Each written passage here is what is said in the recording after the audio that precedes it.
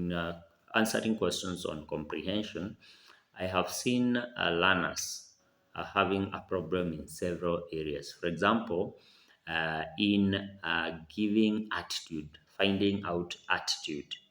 So they don't know what attitude is. They don't know uh, how to get the word to describe attitude.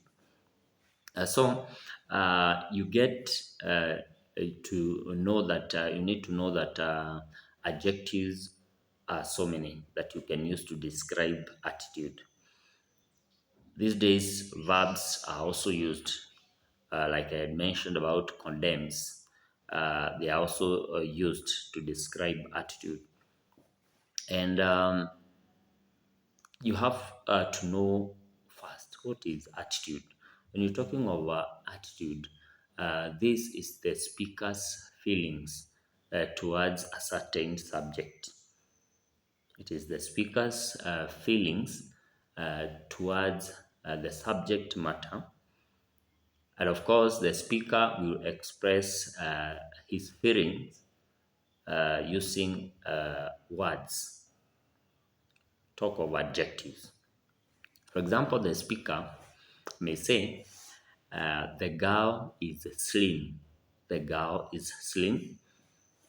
Or he or she may say, the girl is skinny. The girl is skinny. In this case, we are talking about the wording of the two words, slim and skinny. But then there is one word that is negative and another word is positive. What do you think? Which is the positive word there? Which word would you like? Is it slim or is it skinny? I know you have guessed. You could be right. So when talking of a slim, so the other's attitude is appreciative. When you search appreciative, the girl is slim, so the word is positive. But skinny means you are thin in a manner that you are angry. But slim, on the other hand, means that you are thin in a manner that you are attractive. So skinny is a scornful. So you can talk of a scornful attitude. So the speaker has a scornful attitude towards that girl. Slim, the speaker has an appreciative attitude towards that girl. And of course, you will realize that so many words can be used to describe attitude according or depending with the speaker's expression of words. Commanding attitude, uh, talk of authoritative attitude. We had mentioned about appreciative attitude, uh, talk of optimistic attitude. So you can have very many examples of adjectives, but then ensure that the adjectives you use they are actually the correct attitude. Spiteful. Remember, others are positive, others or others are negative. Spiteful, like I've mentioned, scornful, like I've also said. So others are positive, others are negative. So that is one area on attitude. They are not sure, but then it's good you do more research on attitude. Another word or another area is on summary writing. Summary writing, you have to be very keen when you're writing a summary. Most of the time, you are provided with two parts when you're writing a summary. There is a rough draft and a clean copy. So rough draft, you can write so that you be using the rough draft or the points you write at the rough draft to write a clean copy at the the second section of clean copy. So there are so many challenges that learners will encounter when tackling summary writing. You find some others will use point form. Remember, when you use point form, even if the marks you got is 6, so it will be divided by 2. So you get 3 marks. So if it was given 5 marks, then it means when you have written in a point form, then it means you get two marks and a half. So, and of course, you don't need to lose a single mark. A single mark is very important. Talking of some areas, important areas in summary writing, check on the wording of the question. Most of the learners will not pay much attention. For example, when they are told contrast, for example, contrast the behavior of a lion and a leopard. Contrast the behavior of a lion and a leopard.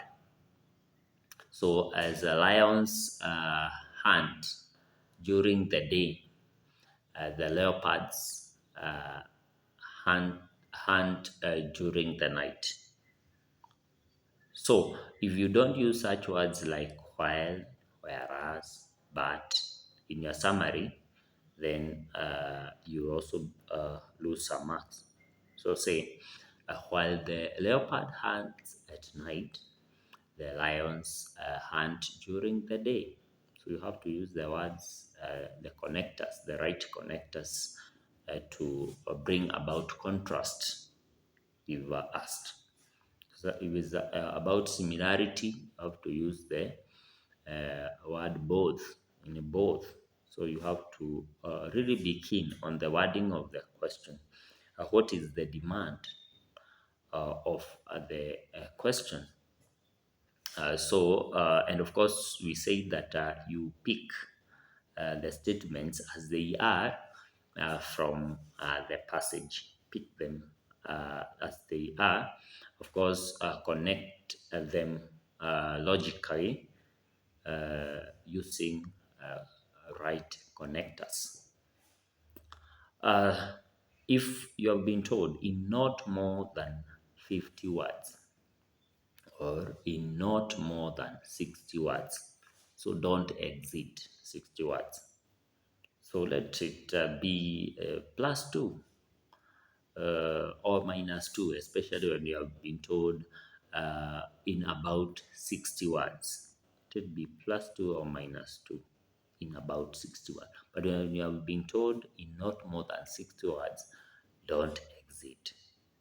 So when you write your summary, which you are supposed to write in a prose form, or in other words, continuous form, ensure you indicate the number of words below. For example, I've used 58 words. Be keen when you are writing so that you don't make grammatical errors because you will be penalized. Remember, they are glimmers. Every statement is glimmered.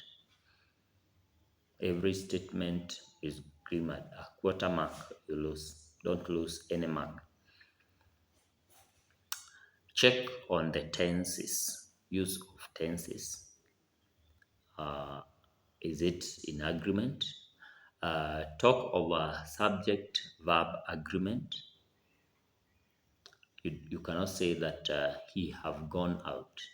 He have gone out. But you say he has gone out. Ensure you check on grammatical errors. Don't have them. And the use of words. Spelling mistakes are also evident in most of the times. For you to get 5 out of 5 or 6 out of 6 in this summary question, ensure you write correctly, as I've just explained. Note making. opposite